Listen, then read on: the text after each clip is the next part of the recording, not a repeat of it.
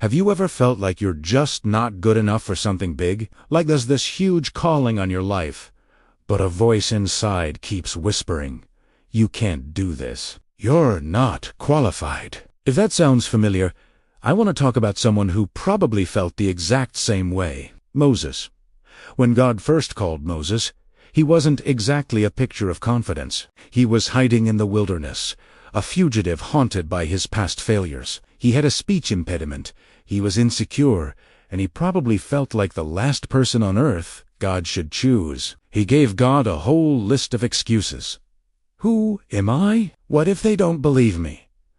I'm not a good speaker. He was basically saying, God, you've got the wrong guy. But God's response is so powerful. He didn't say, "You're right, Moses.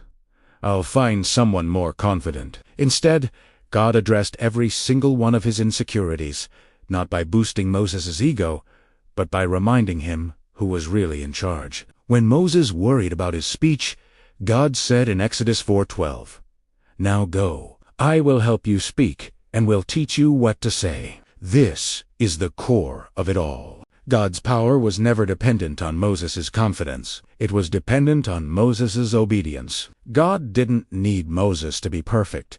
He just needed him to be willing. So many of us are waiting. We're waiting to feel ready, waiting to feel qualified, waiting to have it all figured out before we step into our purpose. But the truth is, God doesn't call the equipped. He equips the called. Your weaknesses, your past mistakes, your insecurities, they don't disqualify you. In fact, they perfectly position you to rely completely on God's strength, not your own. When you feel inadequate, that's not a stop sign. It's an invitation to depend on a power far greater than yourself. It's in our weakness that His strength is made perfect. So, what is it that you feel called to do but are holding back on because you feel insecure? Maybe it's time to stop focusing on what you lack and start focusing on what God can do through you.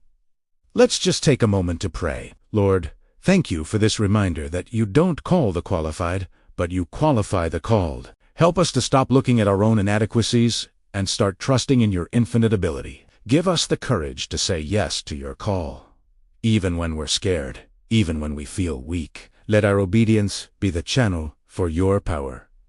Amen. Thank you so much for watching. If this message resonated with you, hit that like button and subscribe for more content to encourage you on your journey. See you next time.